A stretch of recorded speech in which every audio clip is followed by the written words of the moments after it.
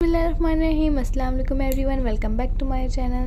This is Merina Amir and today we are solving most important MCQs of ANISSAN for the chapter biochemistry and it will help you guys so much. So video start करने से पहले यार like share subscribe कर दें. सो चलते हैं video की तरफ. हम स्टार्ट करेंगे बायोकेमिस्ट्री MCQs और आपको पता है यार इतने इंपॉर्टेंट MCQs होते हैं वो बहुत हेल्प करेंगे आपकी. So starting with the one, it is a branch of biology which deals with the study of chemical compounds and the process in living organism. So ये definition है biochemistry की simple. Which one of the following is an example of anabolic process? यार देखो photosynthesis जो है वो anabolic process है जबकि respiration digestion जो है वो catabolic. अब बात बनती है क्या कैटाबॉलिक और एनाबॉलिक प्रोसेस क्या होता है. एनाबॉलिक प्रोसेस वो होता है जिसमें हम चीज़ों को मिला रहे होते हैं और कैटाबॉलिक जिसमें ब्रेक हो रही होती है सब्सटेंसेस. सो रेस्पिरेशन डायरेक्शन में ब्रेकिंग होती है ना. जैसे डायरेक्शन में भी देख लें तो हम कुछ अगर इंजेक्शन करना है किसी चीज़ की तो वो फूड आपका ब्रेक डाउन होता है. तो ब्रेक डाउन मतलब कैटाबॉलिक प्रोसेस चल रहा होता है. रेस्पिरेशन में भी आप जो भी एयर ले रहे हैं वो एनर्जी ब्रेक डाउन होता है उसमें. तो रेस्पिरेशन और फोटोसिंथेसिस में एनर्जी रिलीज़ होती है, एनर्जी बनती है, कार्बोहाइड्रेट बनता है. So photosynthesis is a anabolic process.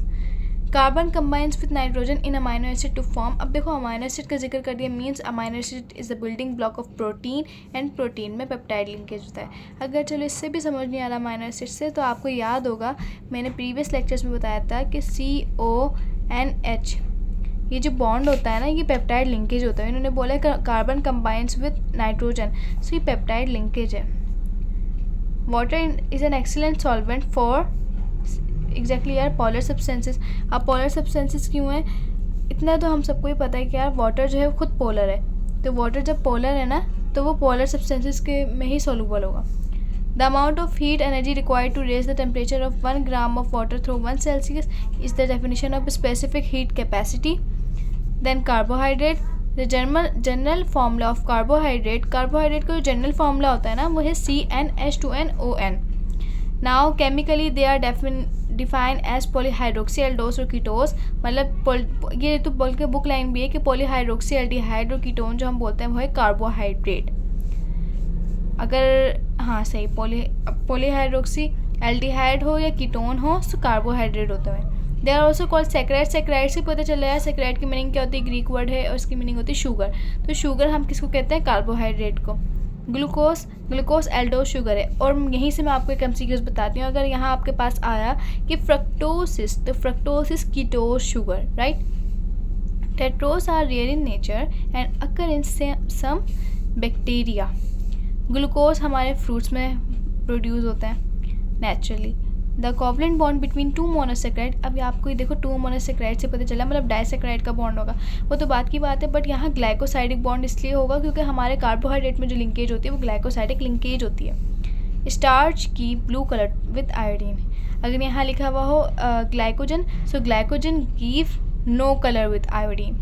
अगर यहाँ हो सेलुलोज तो cellulose gives red colour to iodine. अगर काइटिन हो तो काइटिन का यार बुक में मेंशन नहीं हुआ हुआ सो इस तरह का MCQs नहीं आएगा. Now most abundant carbohydrate in nature. तो मोस्ट अबंडेंट कार्बोहाइड्रेट जो है वो सेलुलोज है या क्योंकि हमारी बैक्टीरियल सेल वॉल में भी पाया जाता है. Which of the following polysaccharide is present in human muscle abundantly. अब देखो ह्यूमन मसल से हमें हो रहा है यार ये मायोग्लोबिन तो नहीं है बट ये मायोग्लोबिन नहीं है. यहाँ पॉलीसेक्राइड की बात हो रही है जिसमें ग्लाइकोजन स्टार्च काइटिन और सेलुलोज आते हैं. ये 4 पॉलीसेक्राइड हमारी बुक में मोस्ट इंपॉर्टेंट मेंशन हुए हैं. सो यहाँ मायोग्लोबिन और MCQ भी देखो ना. आपको पहले MCQ जो आपको दिख रहे हैं ना कट आउट हो सकते हैं तो कट आउट करो. Myoglobin actin and myosin collagen ये तो तीनों प्रोटीन है बट बचा क्या है ग्लाइकोजन. ये पॉलीसेक्राइड है. Which of the following sugar is mainly present in human blood. Human blood में ग्लूकोज होता है. They are comparatively tasteless and less soluble in water. अच्छा यहाँ जो है ना ये बेस्ट चॉइस क्वेश्चन है BCQ है बेसिकली क्योंकि ओलिगोसेक्राइड भी इसका करेक्ट ऑप्शन हो सकता है. बट यहाँ मोस्ट प्रोबेबली जो हम टिक करेंगे वो है डाइसेक्राइड जो टेस्टलेस होता है लेस सोलूबल होता है. तो अक्सर आपके जो MDCAT में MCQs आते हैं ना वो BCQ भी आते हैं. मतलब 2 ऑप्शन बिल्कुल करेक्ट हो रहे होते हैं बट आपको वो वाला चूज़ करना होता है जो ज़्यादा करेक्ट हो. सो ये याद रखिएगा MDCAT के MCQs कन्फ्यूज़ कर सकते हैं आपको. In plants the polysaccharide are cellulose and starch, अभी मैंने आपको बताया. In animal polysaccharide present in the form of glycogen. Glycogen is called animal starch and starch is polysaccharide, so animal polysaccharide is glycogen.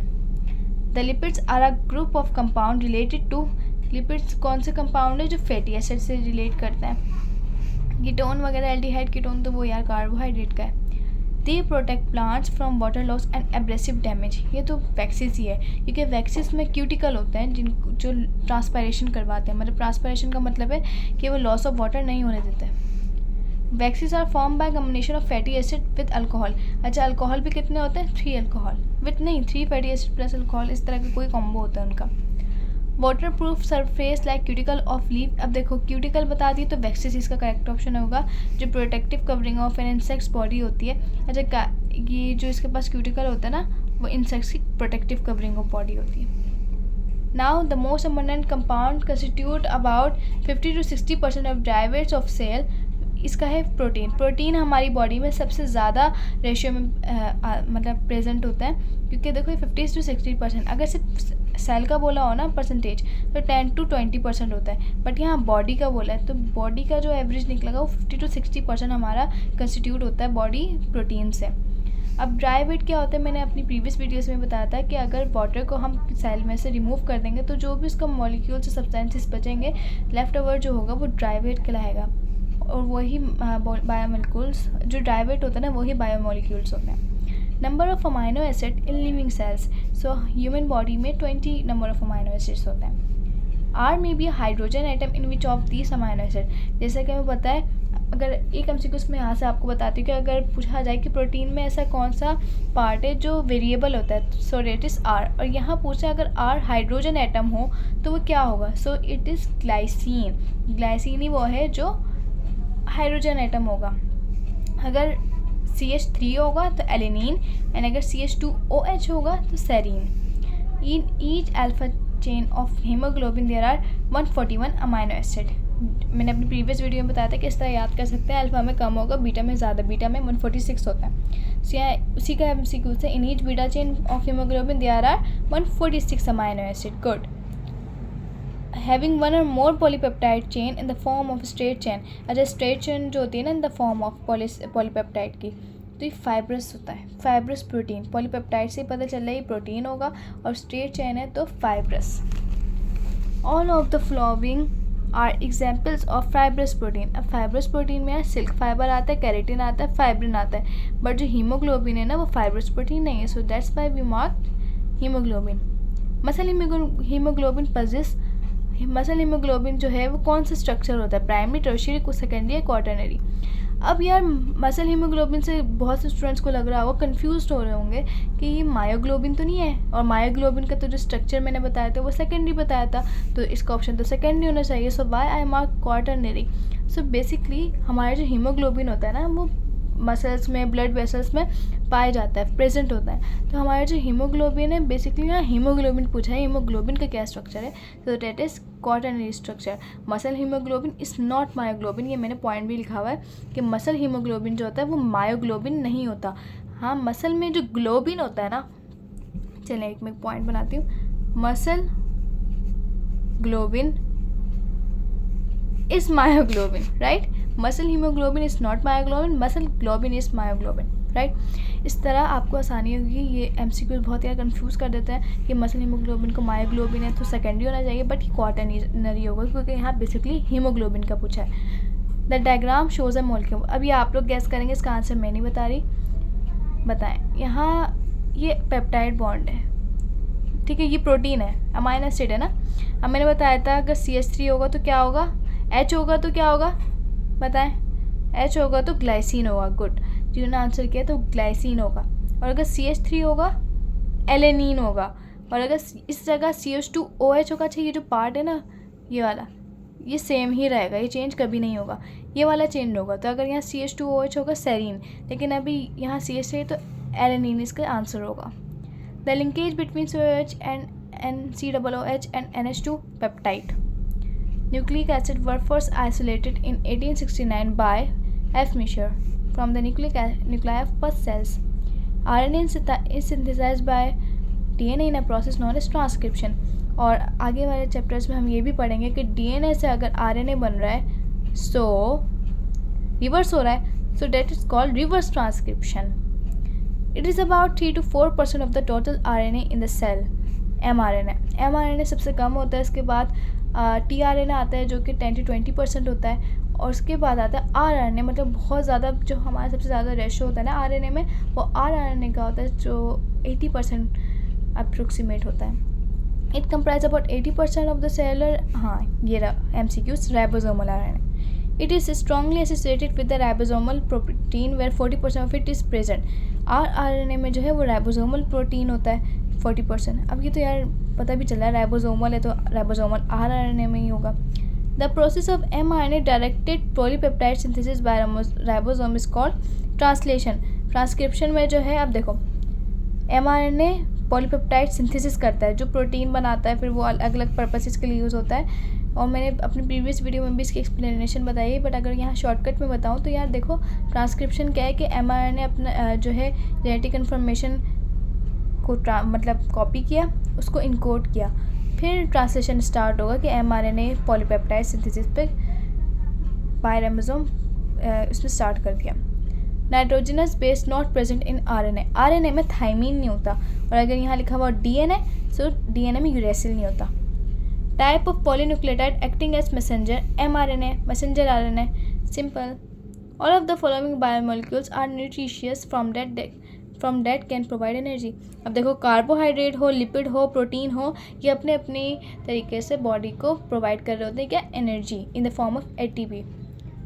It contains nitrogenous base. ATP contains nitrogenous base. Amino acids are arranged according to the information present in mRNA.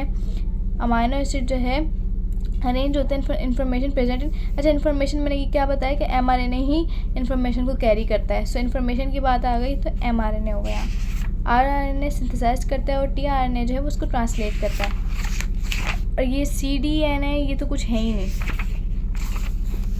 Now nucleotide consist of phosphate group, ribose sugar, nitrogenous base. सब पे ही nitrogenous base जो है वो first carbon पे होता है और phosphate group जो है वो 5th कार्बन पे होता है. RNA आर ऑफ 3 टाइप्स होते हैं, जिसमें rRNA होता है, राइबोसोमल RNA होता है, मैसेंजर RNA होता है और ट्रांसलेशन RNA होता है. Most of the cellular secretion are, हमारी जो सेलुलर सेक्रेशन होता है, जो हम सेल स्ट्रक्चर एंड फंक्शन में भी पढ़ेंगे चैप्टर में, सो वो ग्लाइकोप्रोटीन होता है. The nucleosomes are present in chromosome में प्रेजेंट होता है. Adenine and guanine are double ring bases and are called purine, while the cytosine, thymine and uracil are called pyrimidine. So मैंने आपको ये भी MCQ सॉल्व करवाया जो मेरे माइंड में और इम्पोर्टेंट MCQ आ रहे थे, सो मैंने आपको वो भी शेयर किए हैं. So hope for the best कि आप लोग के MCQ कॉन्सेप्ट बिल्डअप किए होंगे और मैंने बहुत कोशिश की कि आप लोग के मैं माइंड में पूरा फिक्स कर दूँ सारी इन्फॉर्मेशन को. एंड इंशाल्लाह ये MCQs अगर आपने कॉन्सेप्ट के साथ, ये देखो यार, रट्टा लगाना मेन नहीं होता, आपको ये कॉन्सेप्ट से आना चाहिए. और मैं आपको अभी पूरे पेज भी दिखा रहा हूँ ताकि आप स्क्रीनशॉट ले सकें ईज़िली. सो यार कॉन्सेप्ट अपने बिल्ड रखना है. इंशाल्लाह MD गेट तो भाई क्लियर कर ही लोगे. सो अगर मेरी वीडियो अच्छी लगी हो तो लाइक शेयर सब्सक्राइब कर देना यार. और अपने प्यारे का बहुत सारा ख्याल रखना, मुझे अपनी दुआओं में याद रखना. और नेक्स्ट वीडियो जो होने वाली है मेरे चैप्टर, कौन से चैप्टर पे होगी, जो नेक्स्ट चैप्टर है शायद एंजाइम है. सो इंशाल्लाह मैं नेक्स्ट चैप्टर पे भी वीडियो अपलोड करूँगी. एंड मुझे अपनी दुआओं में याद रखना. तब तक के लिए अल्लाह हाफिज़.